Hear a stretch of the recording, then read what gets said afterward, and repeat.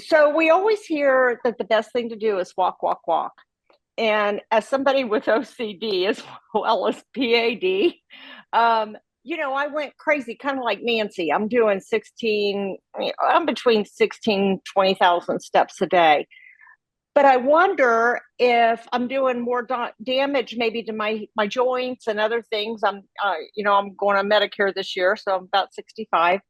How much is too much? How much is enough? Does it depend on, if you're going from 0 to, 100 overnight? So that's my question. Yeah, no, great question, Marcia. Thanks for asking it. I certainly think that anybody undertaking new exercises should really talk with their physician about what exercises are appropriate, because we all have different health challenges that, I can never hope to guess. So I don't want to speak out of turn here. But in general, from a walking standpoint, Kim, I think, as you said before, it's the best medicine. And I can't really give you a number that would be too much for anybody. I would say, Marcia, that 16,000 steps is commendable. Good job. Keep it up. Thank you. Marcia's been amazing. She was actually up for, Marcia, do you mind if I mention? Oh, no, go ahead. She had a couple endovascular procedures. Her thigh she's one of those that just has a very fast healing response. So she plugged up a couple times. They said, no, we're not going to do another one. This was an interventional cardiologist. He's like, no, I'm referring you to vascular surgery. Let him make the determination. Went to vascular surgery. And in the meantime, between those appointments, Marcia and I, we worked on, right, walking and pushing. And she gets there, gets the ultrasound or a CT scan done. And the doctor's like, I don't think I need to do anything. You've grown enough collateral vessels that I think you've actually created your own natural bypass. Wow. And I was really impressed. And you've been doing great. And you're actually living proof that you can grow those natural bypasses. Yeah, but the worry is, how long can you keep it up?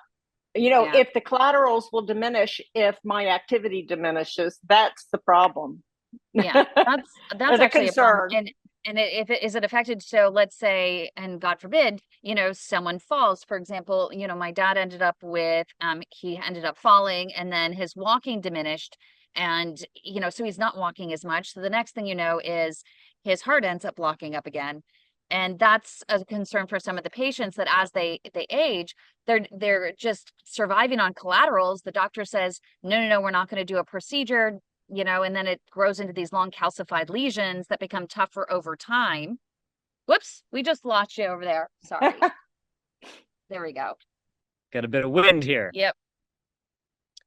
Yeah, so Kim, I think what you're... Hold on. Oh, there you are. So Kim, I think what you're really driving toward is, the close collaboration between specialists for different reasons. Mm-hmm. And what I heard you talk about is the heart and how the legs affect the heart.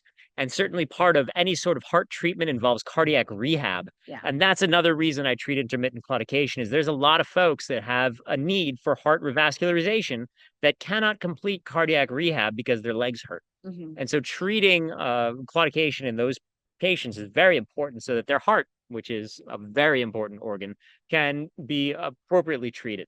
And so collaterals, yes, they are robust and they can support the function of a leg around a blockage.